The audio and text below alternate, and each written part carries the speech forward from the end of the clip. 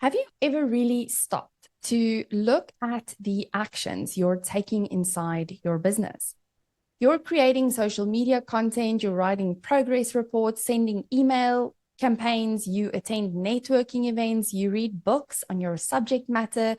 Perhaps you even attend workshops or host your own workshops. You send out invoices, you deal with client queries. The list goes on. But have you ever considered whether all that action is creating the results you want? Now, if you're anything like me, then taking action isn't your problem.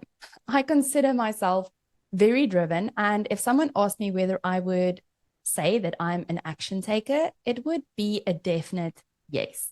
Of course, there are things that I sometimes procrastinate on, but for the most part, once I've decided that this is what I'm going to do, I just do it. I just get on with it.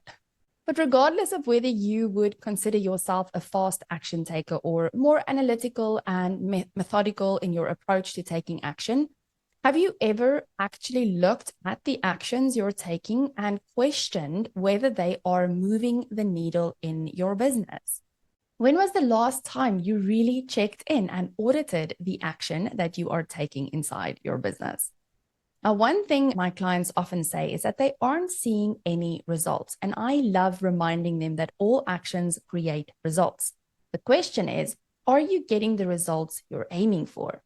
There is no such thing as no results.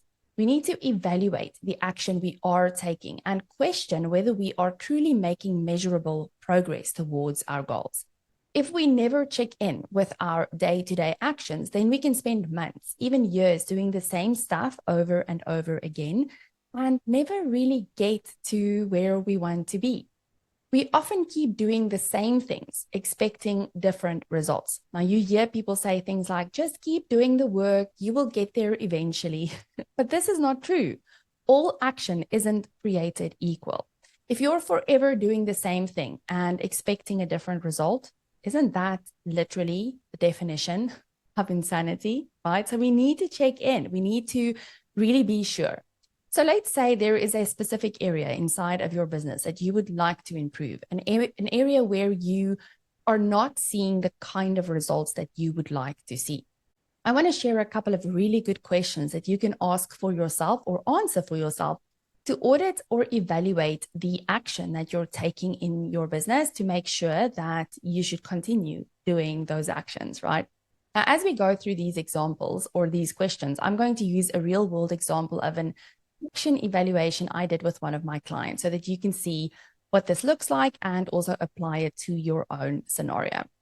So I want you to first consider the result that you do want, right? What is the outcome you are aiming for? Now, it's important to know this, and it may sound silly even saying this, but you will be surprised how much action is taken because someone said that that is what you should do in your business.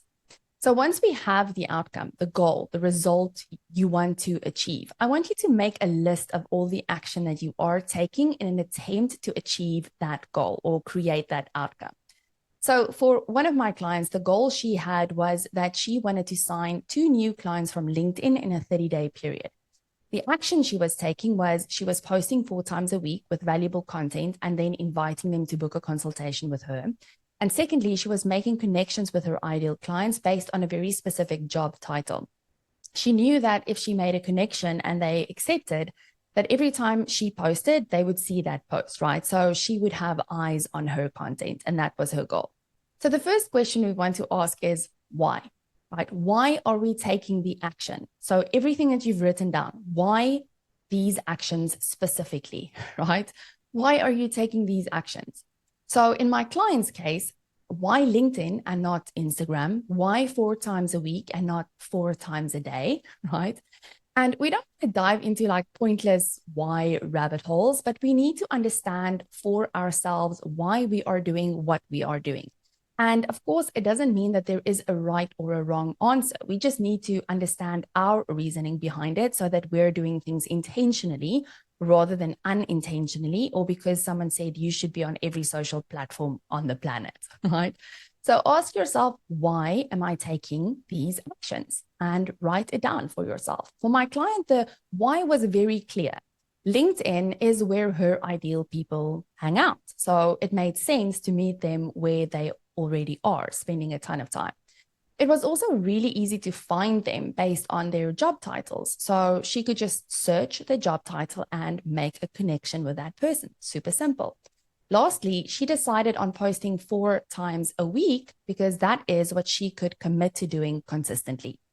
The second question you want to ask yourself after you've discovered the why behind the action is, how would you know whether it's working or not, right? In other words, what are you measuring? The data that's telling you whether this thing is working or not. Now, a little bit of a side note for my numbers people who love spreadsheets: don't overdo the metrics. This is not a game of death by numbers. We want to measure 1 or 2 things that will tell us whether we're on track to achieve that outcome or not. Also, if it's not a number, that is also okay. A simple "did this happen, yes or no" can also work perfectly fine. For my client, she was measuring the number of connections she made every week. She wanted to add at least 50 connections to her profile per week. That's like 10 a day, Monday to Friday. Then she measured the number of likes and comments she got on her posts. And the only reason why she measured this was because it gave her an indication of the type of content she was posting. The more engaged people were, the more they connected with that content. So she actually just learned what type of content resonated with her people. Lastly, every time someone booked a consultation, she would ask them where they heard of her or where they found her. How did they meet, like get to know her, right? So she was measuring how many people actually came from LinkedIn versus the other marketing avenues she was also doing. So measuring is important because it will tell us whether the action we're taking is actually creating the results we're after. Also, there is just something about the numbers that I love. It really takes all the guessing and hoping and mind drama out of the equation. Looking at real data will serve you well as you go after your goals. Having data means that you can make informed decisions rather than just winging it. If the data is indicating that things aren't working, stop doing it. Try something else. Remember, there is no such thing as failure. It really is about collecting data as fast as possible and then using the data to pivot or stay the course if it is working. For my client, LinkedIn worked really well, and it showed in the metrics that she was measuring once a week. This is your invitation.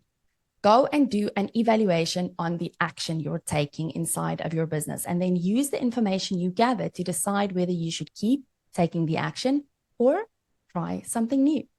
Thank you so much for tuning into this week's episode. I will chat to you again next week.